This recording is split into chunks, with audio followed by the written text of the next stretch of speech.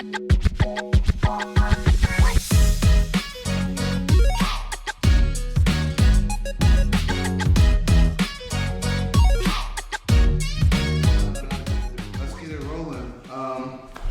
everyone to the Cultural Intelligence Podcast with Nichefire. I'm Khalil Amin and Michael Howard here. And this is a show where we talk about cultural trends and being able to identify those very quickly so you can use them as strategies in your business. But without further ado, I'm going to pass it over to Michael so we can jump into an interesting topic that I think a lot of people will be interested in. Something that I also think is interesting. So first off, I'm going to start off by kind of showing you a little bit about like how the strategic topics process happens within our platform. So essentially the premise is that you can type a keyword or you give it a prompt or whatever kind of context and it'll bring back results, bring back trends and themes and whatnot as a result of that. And it does it contextually too. So it's not like, hey, I type in coffee, I'm getting mentions of coffee. No, this actually picks up on themes associated with that. And then from there, it goes into our data collection sequence and all this other fun stuff. So that way you can look at data and be able to see forecasts and all this other stuff. But one of the trends that we ran through this was around GenAlpha. So I was like, hey, what's going on with GenAlpha?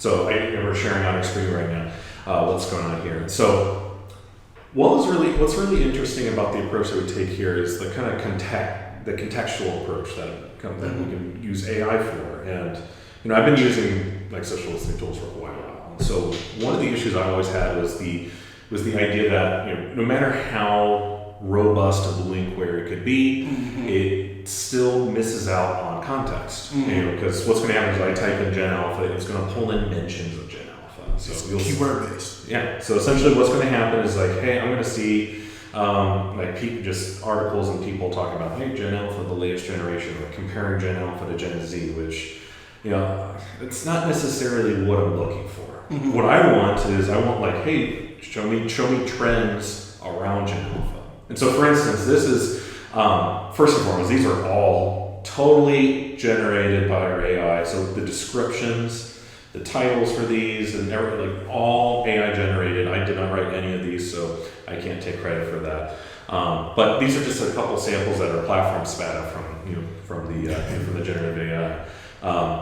Actually, before I get to this Skibidi toilet one, I'm going to start with this: the GenAlpha joins social media. That one's a big one because 13 is like the age range for a lot of platforms to technically allow you on social media, even though a lot of people that are younger just kind of say that they're 13. I know, right?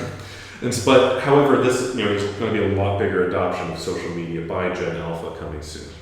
So as a result, we're starting to see some interesting content come up on YouTube Shorts and TikTok, like this Skibidi toilet trend, which is. We've been talking about this trend for the last couple weeks as we discovered this, and it's weird because I've noticed my kids notice your kids saying things or like just doing stuff, and I noticed mine actually like singing this crazy little song, and I'm like, okay, where is this? What is it? It's just something that the kids are doing right now. Well, actually, what it is this crazy video.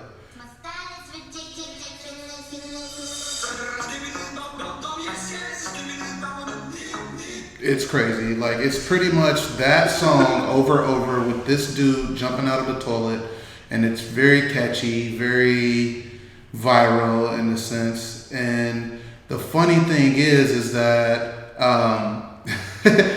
it also has a dance that goes along with it. So let me pull up this dance real quick, and then you can quickly see how like something like this could like go viral amongst kids.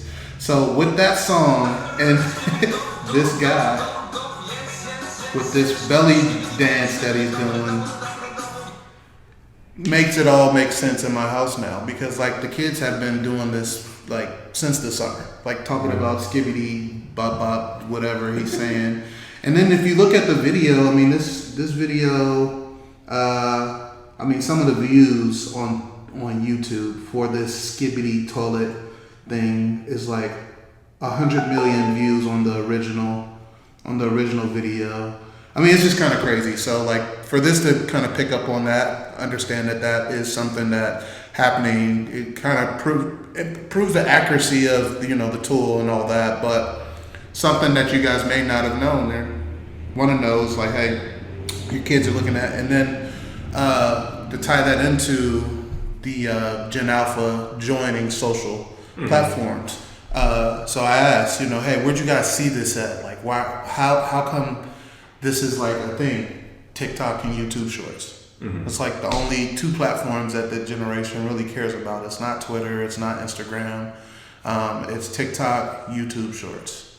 So. It's interesting. Yeah, it's super weird. Yeah. There's a couple other cool trends that this was able to pick up on too. So, for instance, one that caught my attention was this offline lifestyle piece. And so, you know, this generation has been commonly labeled as, you know, they're going to be this tech obsessed, you know, generation because they're just going to be glued to their phone. It's all they're going to think about. And albeit, I mean, like, yeah, they're still exposed to a lot of that content, stuff like that. But we're starting to see kind of like this shift in lifestyle changes, you know, with a prioritization of real world experiences and whatnot, and kind of almost foiling the status quo of what people were going to think about them, which I thought was kind of which I thought was kind of interesting about that. Yeah, no, it's funny. In that same vein, Eden talking to Elijah is telling him to get off his phone and put his phone down and unplug for a little bit. Like it's the thing that she's like, nags him with. So it's like, yeah, it's some hope for him. Like they're not all just. I'm curious if this generation is going to feel self-conscious about their like use. The use of it. I think at some point they could be, and I think maybe they already subconsciously do, because you got to think like you'll see in the next couple of years, but like when it's time to get off the iPads or whatever.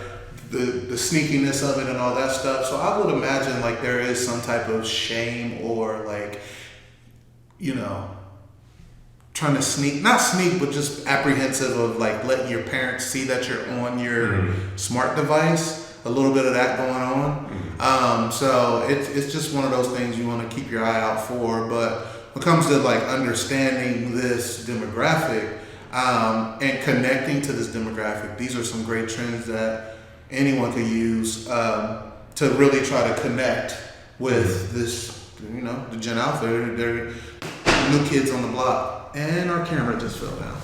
It's all good. Just pick that up. Fix that quick.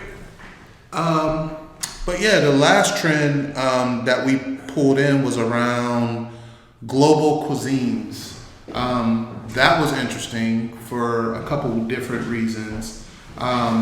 So for one, we had some client work that we kind of discovered that this could be something happening, right? Yeah. And then personally, for the last 2-3 years, European candy boxes and Asian candy packs from Amazon and all these other places have been a big hit for my kids. Like, but maybe you want to jump into the client example too around the global cuisine trend. Yeah, so I mean, there's a major like food and bev brand that we were working with, and one of the examples that we were trying to help them understand was like things like anime. So, like anime is a great example of like a cultural media content type and that sort of thing that to jump into because, you know, for one, it's you know, it's really popular, especially with like millennials, Gen Z, and the incoming Gen Alpha and whatnot. But it's also too, it's picking up on, you know, that convergence of like Japanese culture and it's in how that is, you know, impacting the way that American culture operates and that sort of thing like that. And one of the big things that we kind of, you know, picked up on this, you know, is for a food and bev brand, right? Is, you know, what sort of food can, what sort of food or what sort of ways is this kind of trend like impact the way people think about food and that sort of thing? You know, what can we learn from that? And so, for instance, like you know, Elijah, you know, for instance, like asking you about like, hey, I want to try ramen or I want to try sushi because he's always anything that could be closely related to Asian culture and food. He wants to try it. He gets interested. He wants us to go to that restaurant. Like it's ridiculous at this point. That's all he wants.